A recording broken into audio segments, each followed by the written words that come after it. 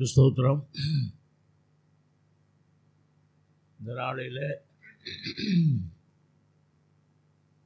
உங்கள் மத்தியில் பேசும்படியாய் எடுத்துக்கொள்ளப்பட்ட வேத வசனம் 2 சாமுவேல் 6ஆம் அதிகாரம் 11-12 வசனங்கள்.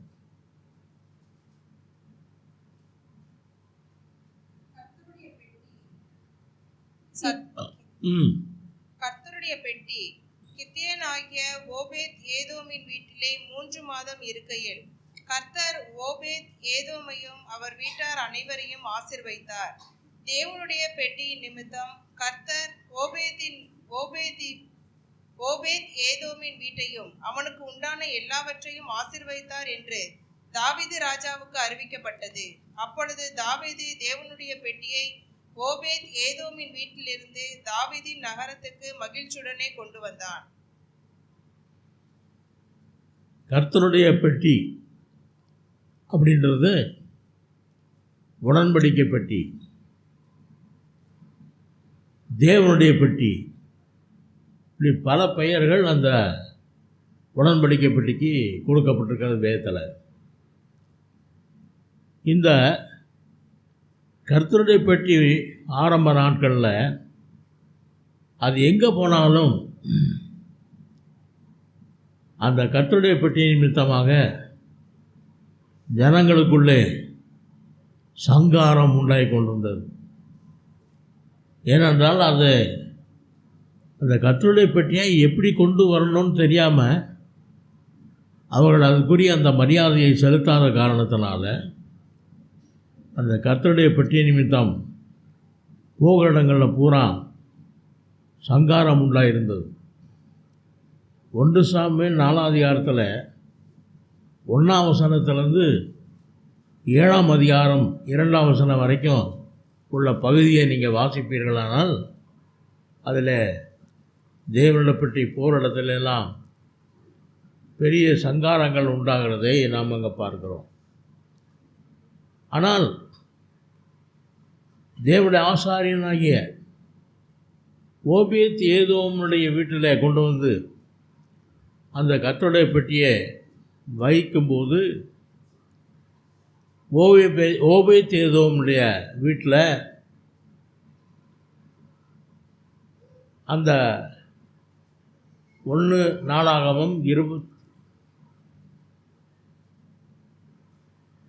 36ஆம் அதிகாரம் 1 முதல் 5 வசனங்களை வாசிக்கலாம்.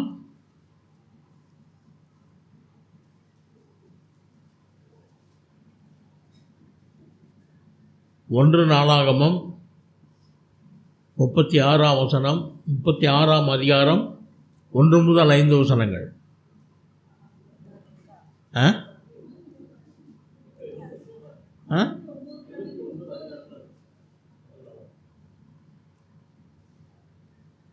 இப்போ 26 பாருங்க.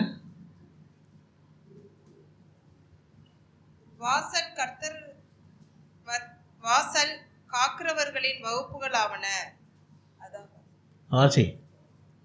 கோராக்கிய சந்ததியான ஆசாபின் புத்திரரிலே கோரேயின் குமாரன் மெசிலேமியா என்பவன், மெஷாலியின் குமாரன் மூத்தவனாகிய சகரியாவும், எதியாயேல், செபதியா, யதனியேல், ஏலாம், யோகனன், எலியோனாப். சரி இருக்கட்டுங்க. எபிரேயர் 9:4 வாசிங்க. எபிரேயர் 9:4.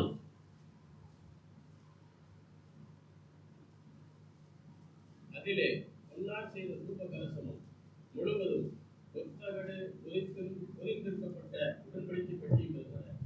அந்த பெட்டியிலே மன்னா வைக்கப்பட்ட ஒரு பாத்திரமும் ஆரோனுடைய தரித்த கோலும் உடன்படிக்கையின் கற்பனைகளும் இருந்தன.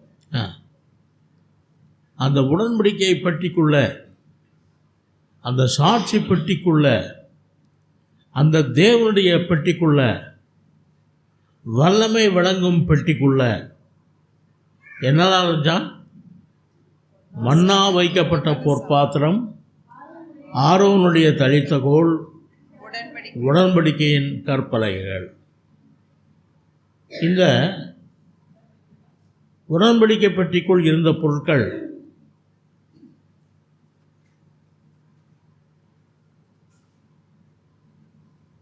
எபிரேயர் 9:4 மறுபடியும் வாசிக்கலாம். அதிலே பொன்னால் செய்த தூப கலசமும் முழுவதும் பொற்தகடு பொதிக்கப்பட்டிருந்த உடன்படிக்கை பெட்டியும் இருந்தன. அந்த பெட்டியிலே மன்னா வைக்கப்பட்ட பொற்பாத்திரமும் ஆரோனுடைய தளிர்த்த கோலும் உடன்படிக்கை பெட்டியின் கற்பலகைகளும் இருந்தன. இஸ்ரவேலருடைய வனாந்தர பிரயாணத்தில் அவர்களை ஆண்டவர் எப்படி போஷித்தார் அப்படின்னு பார்த்தீங்கன்னா, பூமியில் உண்டான பொருட்களின் மூலமாக பூசிக்கலை, பதிலாக வானத்திலிருந்து பெய்த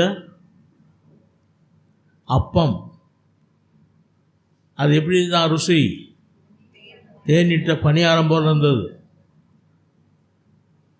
என்ன பாஸ்டர் இப்போ போய் பணியாரத்தை ஞாபகப்படுத்திட்டீங்க?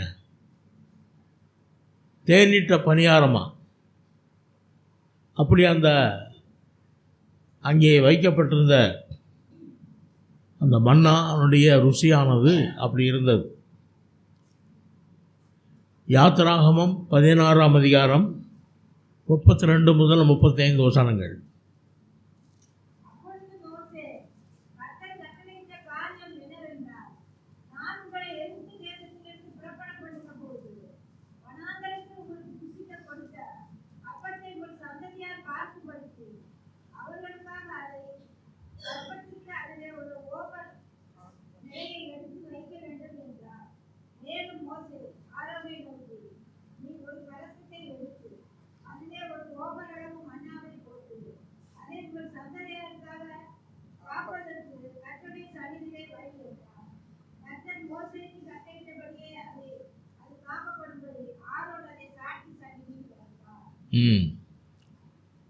இந்த மன்னா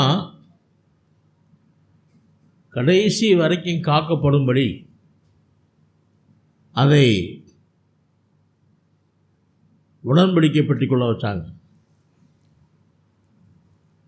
ஆண்டவர் ஒரு சமயம் எல்லாத்தையும் பேசும்போது தன்னை வானத்திலிருந்து இறங்கிய அப்பமாக சொல்லுகிறார். யோவான் 6ஆம் அதிகாரம் 31 முதல் 33.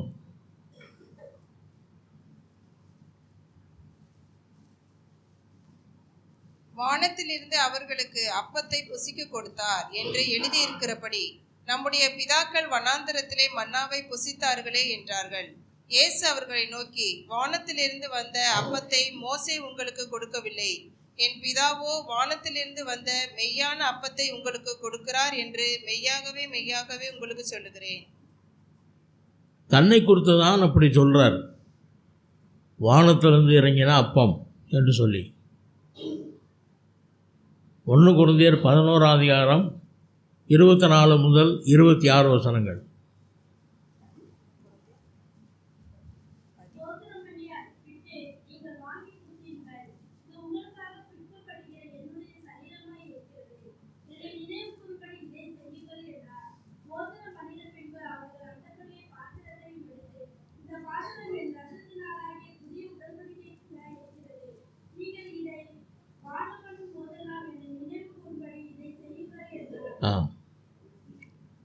அப்போது வானத்திலிருந்து இறங்கின அப்பம் யாருன்னு அங்கே சொல்கிறாரு? தன்னைத்தான் சொல்லுகிறார். அப்போ இந்த மன்னா வைக்கப்பட்ட பொற்பாத்திரம் அங்கே நினைவு கூறுதலாக அங்கே உடன்படிக்கை பெட்டிக்குள்ளே வைக்கப்பட்டிருந்தது. தேவன் வானத்திலிருந்து இறங்கின அப்பத்தின் மூலமாய் இஸ்ரவேல் மக்களை போஷித்தது போல நாமும் அற்புதமாக நாம் போஷிக்கப்பட முடியும் என்பதை ஆண்டவர் இதை இங்கே சொல்லுகிறார். ரெண்டாவது என்ன இருந்தது? ஆரோனுடைய தளித்த கோல். என்னாகமம் 17ஆம் அதிகாரம் 1 முதல் 11 வசனங்கள்.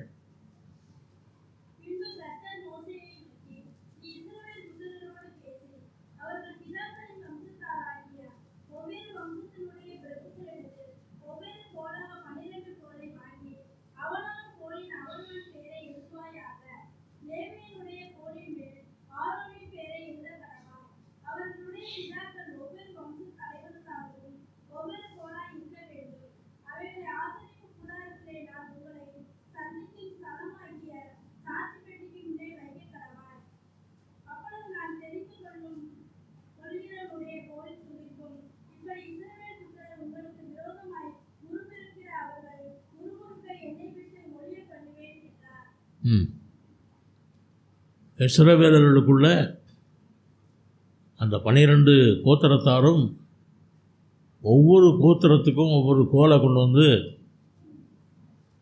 ஆரோனுடைய கையில் கொடுத்தார்கள். அப்போ ஆரோன் அதை என்ன செய்தான், எல்லா கோலையும் கொண்டு போய் சாட்சி பெட்டியின் சன்னதியிலே வைத்தான். அப்படி வைக்கிற போது அடுத்த நாள் போய் பார்க்கும்போது யாருடைய கோல் துளிர் விட்டிருந்தது? ஆரோனுடைய கோல். எல்லார் கண்ணும் அது பார்க்குது.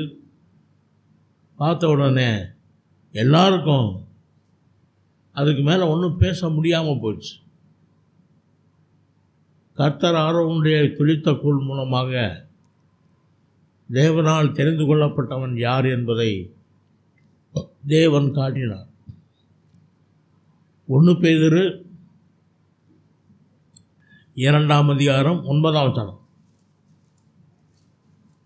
நீங்களோ உங்களை அந்த காலத்திலிருந்து நம்முடைய ஆச்சரியமான ஒளியிடத்திற்கு வரவழைத்தவருடைய உண்மையை அறிவிக்கும்படி தெரிந்து கொள்ளப்பட்ட சந்ததியாயும் ராஜரீகமான ஆசாரிய கூட்டமாயும் பரிசுத்த ஜாதியாயும் அவருக்கு சொந்தமான ஜனமாயும் இருக்கிறீர்கள். நாம் யாருன்னு சொல்லி பரிசுத்த ஆவியானவர் சொல்கிறாரு, நீங்கள் தெரிந்து கொள்ளப்பட்ட சந்ததி, ராஜரிகமான ஆசாரிய கூட்டம், பரிசுத்த ஜாதி, சொந்தமான ஜனம். எல்லாரும் சொல்லும்போது ஒன்றும் போங்க, அவருக்கு சொந்தமான ஜனமாயும் இருக்கிறீங்க. 4 விதமான நிலைமையிலே தேவன் நம்மை கனப்படுத்துகிறார். 1 பேதுரு 2ஆம் அதிகாரம், வெளிப்படுத்தல் 1ஆம் அதிகாரம் 6ஆம் வசனம்.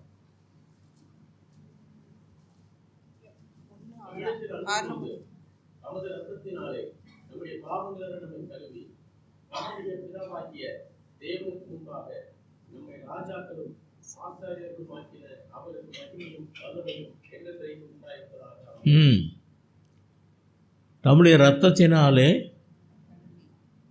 நம்மை பாவங்கள் அற நம்மை கழுவி நம்முடைய பிதாவாகிய தேவனுக்கு முன்பாக நம்மை ராஜாக்களும் ஆசாரியரும் ஆக்கின அவருக்கு மகிமையும் வல்லமையும் என்றென்றைக்கும் உண்டாயிருப்பதாக.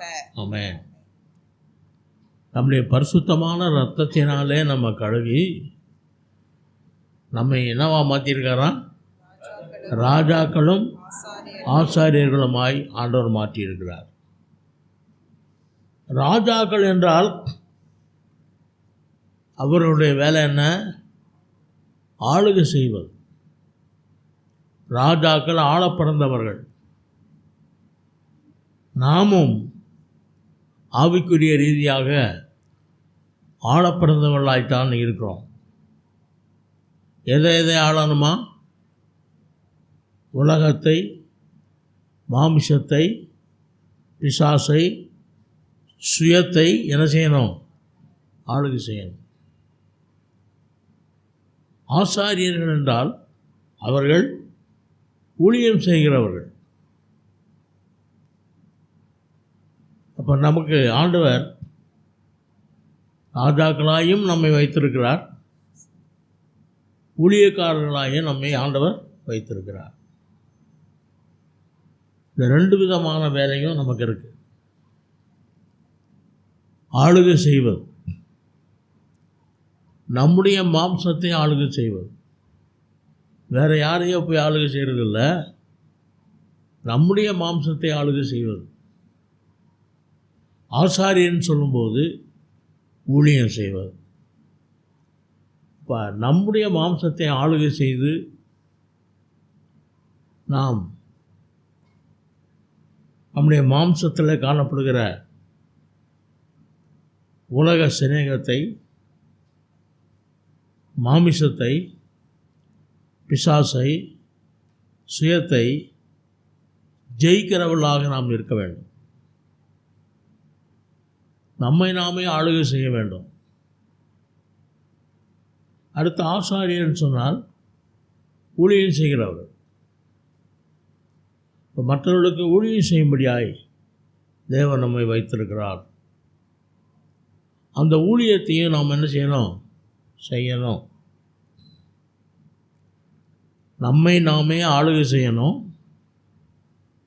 மற்றவர்களுக்கு நாம் என்ன செய்யணும்? ஊழியம் செய்ய வேண்டும். அடுத்து யாத்திராகமம் 25ஆம் அதிகாரம் 21ஆம் வசனம். கிருபாசனத்தை பெட்டியின் மீது வைத்து பெட்டிக்கு மேல் கொடுக்கும் சாட்சி பிரமாணத்தை வைப்பாயாக. சாட்சி பிரமாணத்தை வைப்பாயாக.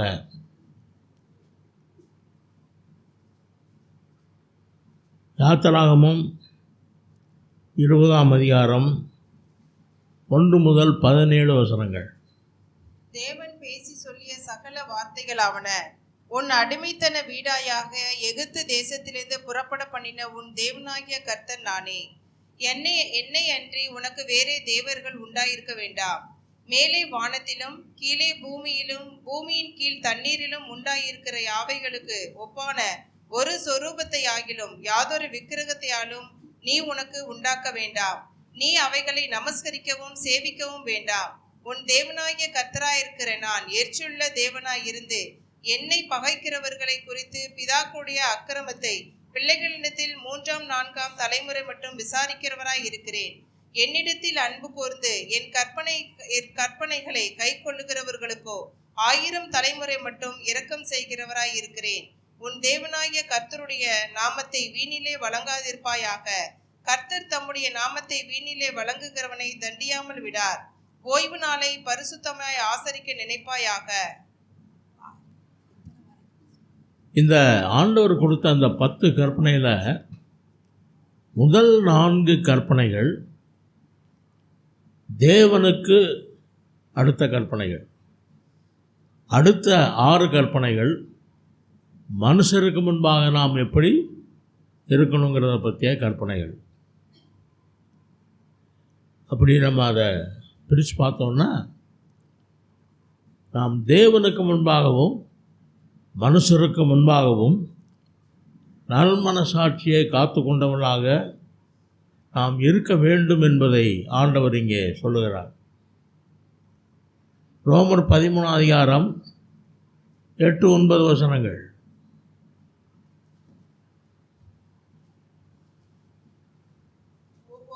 ஒருவரிடத்தில் ஒருவர் அன்பு கூறுகிற கடனே அல்லாமல் மற்றொன்றிலும் ஒருவனுக்கும் கடன்படாதிருங்கள்.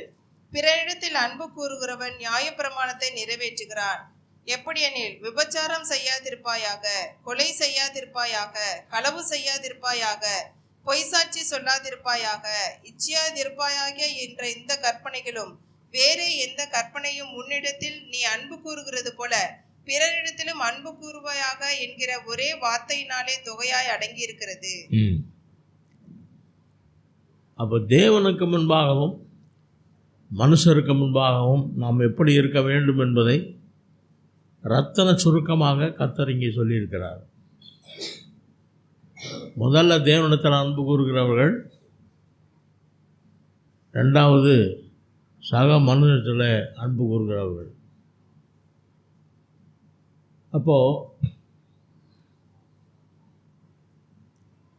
அப்போஸ்தலர் நடபடிகள் 23ஆம் அதிகாரம் 1ஆம் வசனம். பவுல் ஆலோசனை சங்கத்தாரை உற்று பார்த்து, சகோதரரே, இந்நாள் வரைக்கும் எல்லா விஷயத்திலும் நான் நல் மனசாட்சியோடு தேவனுக்கு முன்பாக நடந்தேன் என்று சொன்னார். தேவனுக்கு முன்பாக நல் மனசாட்சியோடு நடந்து வந்தேன் அப்படின்னு பவுல் சொல்கிறார்.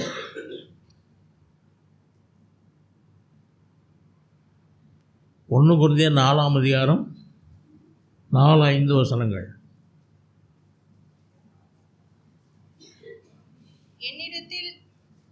என்னிடத்தில் நான் யாதொரு குற்றத்தையும் அறியேன், ஆகிலும் அதனாலே நான் நீதிமான் ஆகிறதில்லை. என்னை நியாயம் விசாரிக்கிறவர் கர்த்தரே. ஆதலால் கர்த்தர் வருவளவும் நீங்கள் காலத்துக்கு முன்னே யாதொன்றை குறித்தும் தீர்ப்பு சொல்லாதிருங்கள். இருளில் மறைந்திருக்கிறவைகளை அவர் வெளியரங்கமாக்கி இருதயங்களின் யோசனைகளையும் வெளிப்படுத்துவார். அப்பொழுது அவனவனுக்குரிய புகழ்ச்சி தேவனால் உண்டாகும். இப்போ தேவனுக்கு முன்பாகவும் மனுஷருக்கு முன்பாகவும் நன்மனசாட்சியோடு வாழுகிற வாழ்க்கையை பற்றி இங்கே பவுல் சொல்கிறார். இது நாள் வரைக்கும் நான் எப்படி இருந்தேன்? வாசிங்க திருப்பி. என்னிடத்தில் நான் யாதொரு குற்றத்தையும் அறியேன், என்னிடத்தில் யாதொரு குற்றத்தையும் அறியேன், ஆகிலும் அதனாலே நான் நீதிமான் ஆகிறதில்லை. என்னை நியாயம் விசாரிக்கிறவர் கர்த்தரே. என்னை நியாயம் விசாரிக்கிறவர் கர்த்தர். ஆதலால் கர்த்தர் மறுவளவும் காலத்துக்கு முன்னே யாதொன்றை குறித்தும் தீர்ப்பு சொல்லாதிருங்கள். கர்த்தர் வரும் முன்னே யாதொன்றை குறித்தும் தீர்ப்பு சொல்லாதிருங்கள். அப்போ நம்ம தீர்ப்பு சரியாக இருக்காது என்பதை ஆண்டவர் கண்டு, எதை குறித்து நீங்கள் என்ன செய்யாதீங்க, தீர்ப்பு சொல்லாதுங்கிறார்.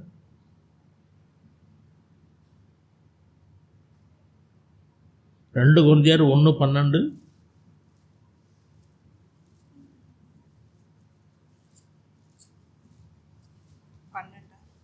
மாம்சத்துக்கேற்ற ஞானத்தோடு நடவாமல் தேவனுடைய கிருபையினால் நாங்கள் உலகத்திலேயும் விசேஷமாக உங்களிடத்திலேயும் கபடம் இல்லாமல் திவ்ய உண்மையோடு நடந்தோம் என்று எங்கள் மனது எங்களுக்கு சொல்லும் சாட்சியே எங்கள் புகழ்ச்சியாய் இருக்கிறது. மாம்சத்திற்கேற்ற ஞானத்தோடு நடவாமல் தேவனுடைய கிருபையினால் நாங்கள் உலகத்திலேயும் விசேஷமாக உங்களிடத்திலேயும் கபடம் இல்லாமல் திவ்ய உண்மையோடு நடந்தோம் என்று எங்கள் மனது எங்களுக்கு சொல்லும் சாட்சியே எங்கள் புகழ்ச்சியாய் இருக்கிறது. எங்கள் மனது எங்களுக்கு சொல்லும் சாட்சியே எங்கள் புகழ்ச்சியாக இருக்கிறது. 1 தெசலோனிக்கேயர் 2ஆம் அதிகாரம் 10ஆம் வசனம்.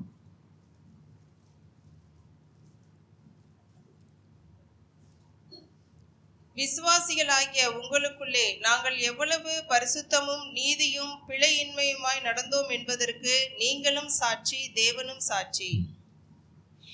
விசுவாசிகளாகிய உங்களுக்குள்ளே நாங்கள் எவ்வளவு பரிசுத்தமும் நீதியும் பிழையின்மையுமாய் நடந்தோம் என்பதற்கு நீங்களும் சாட்சி, தேவனும் சாட்சி.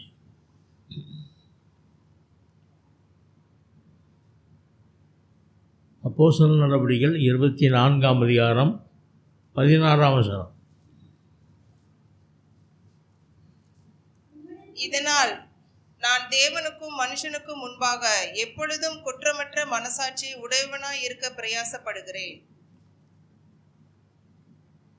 தேவனுக்கும் மனுஷனுக்கும் முன்பாக எப்பொழுதும் குற்றமற்ற மனசாட்சி உடையவனாய் இருக்க பிரயாசப்படுகிறேன். யோபு 27ஆம் அதிகாரம் 6ஆம் வசனம்.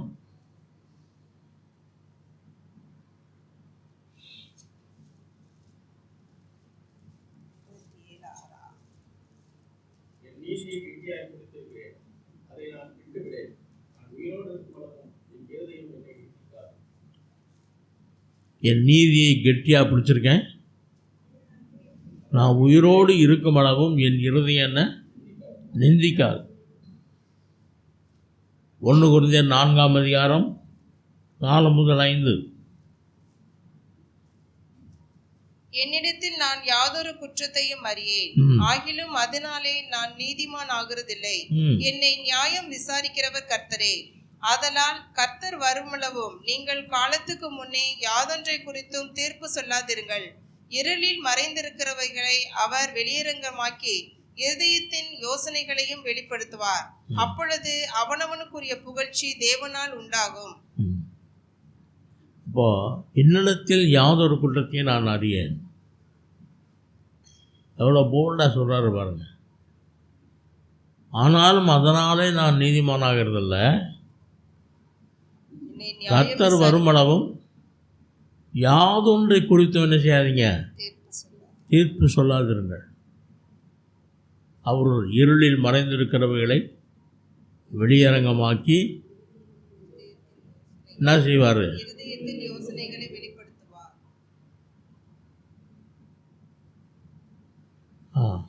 சார்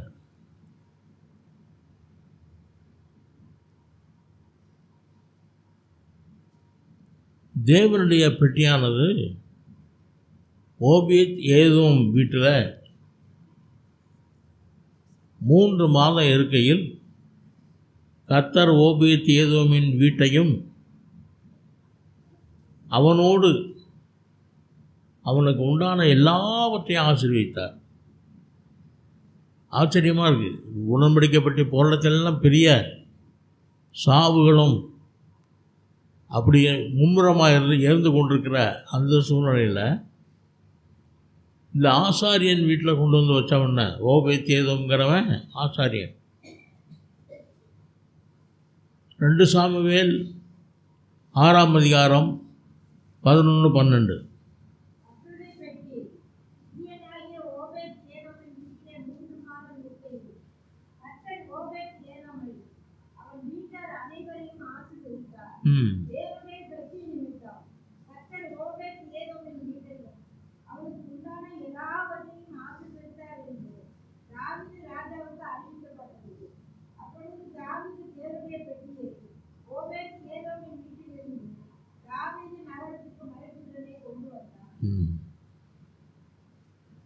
இந்த உடன்படிக்கைப்பட்டிய கொண்டு வரும் பொழுது தாவீது நடனமாடி கொண்டு வருகிறான்.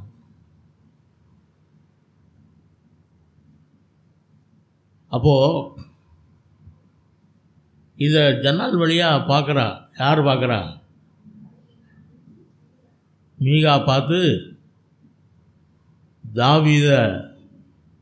தாவீது எல்லாரையும் ஆசீர்வதித்து வரும்போது மீகாலை ஆசீர்வதிக்கிறதுக்காக திரும்பும்போது மீகால் சொல்கிறா,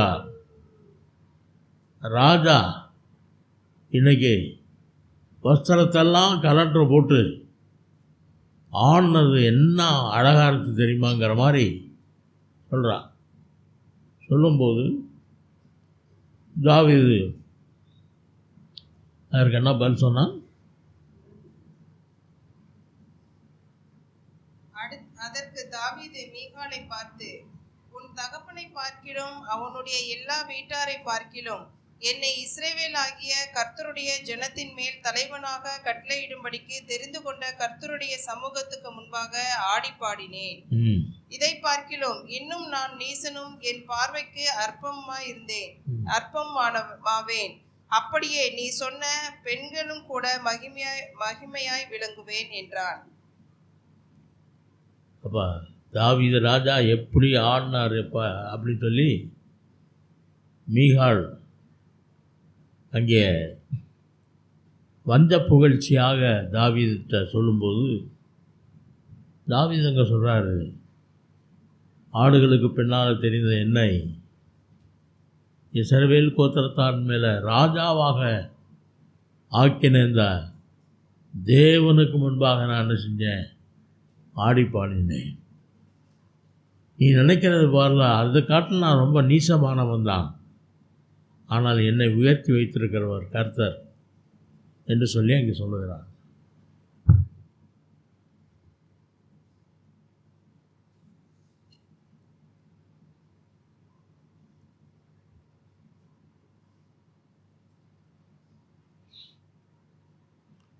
மன்னா விதைப்பும் அறுப்பும் இல்லாத தேசமாகிய வனாந்தரத்திலே தேவன் பூமியில் இருந்து அல்ல, வானத்திலிருந்து இஸ்ரவேல் மக்களுக்கு ஆகாரத்தை கொடுத்தார். மன்னா பெய்த ஆரம்ப நாட்களில் ஒரு ஓமர் அளவு மன்னா எடுத்து உடன்படிக்கை பெட்டிக்குள் பொற்பாத்திரத்தில் வைக்கப்பட்டது. அந்த மன்னாவும் கடைசி நாளில் பெய்த மன்னாவும் எந்த வித்தியாசமின்றி ஒன்று போல் இருந்தது. இது எதை காட்டுகிறது என்றால், நமது ஆவிக்குரிய ஜீவியத்தில் தேவன் நமக்கு ஆதியிலே கொடுத்த உற்சாகம், சந்தோஷம், அபிஷேகம், வெளிப்படுத்தல், இவை அனைத்துமே இறுதி வரைக்கும் மாறவே கூடாது. ஓபேத் ஏதோமின் வீட்டிலே உடன்படிக்கை பெட்டியில் ஆதி மன்னா காக்கப்பட்டது. தேவன் அந்த வீட்டை ஆசீர்வதித்தார். நாமும் இவ்வாறு ஆதி வெளிப்படுத்தலிலே ஜீவிக்கும்போது தேவன் நம்மையும் ஆசீர்வதிப்பார். உடன்படிக்கை பெட்டியில் இருந்த 3 பொருட்கள் 40 வருடங்கள் இருந்தது. ஆனால் கானானுக்குள் வந்த பின்பு ஒரே ஒரு பொருள்தான் அதில் இருக்கிறது.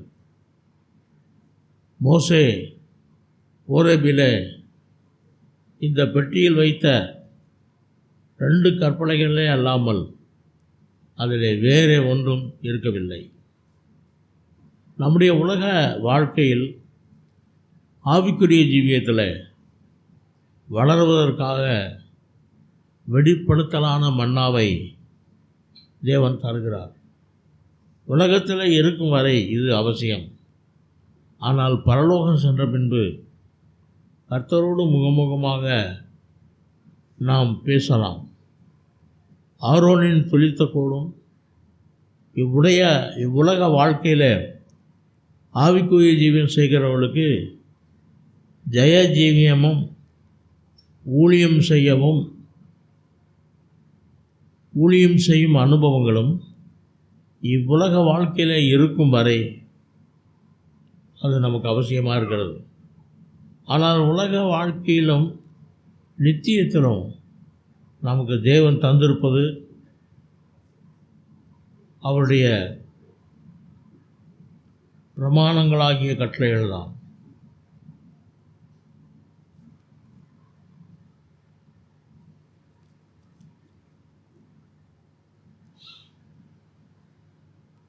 ஆக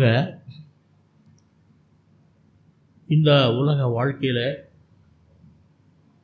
வாழுகிற கர்த்தருடைய பிள்ளைகளாகிய நாம் ஆவிக்குரிய ஜீவியத்தில் கர்த்தருக்கு பிரியமாய் நடக்க இந்த அனுபவங்களை கடைசி பரியந்தம் நாம் காத்துக்கொள்ள வேண்டும். எந்த நேரத்திலும் கர்த்தருடைய வருகை இருக்கலாம். அப்படிப்பட்ட ஒரு கடைசி காலத்திலே வாழ்ந்து கொண்டிருக்கிறோம். கர்த்தருடைய வசனங்கள் எதிர்காலத்தை பற்றி கர்த்தருடைய வசனத்தில் சொல்லியிருக்கிற அத்தனை காரியங்களும் இன்றைக்கு நடந்து கொண்டிருக்கிறது. எந்த நேரத்திலும் ஆண்டவருடைய வருகை வரும் என்கிற கடைசி நேரத்தில் நாம் இருக்கிறோம். இந்த நாட்களில் தேவனுக்கு முன்பாகவும் மனுஷருக்கு முன்பாகவும் குற்றமற்ற மனசாட்சியோடு நாம் வாழ ஆண்டவருடைய சமூகத்தில் கிருபையை நாம் பெற்றுக்கொள்ள வேண்டும்.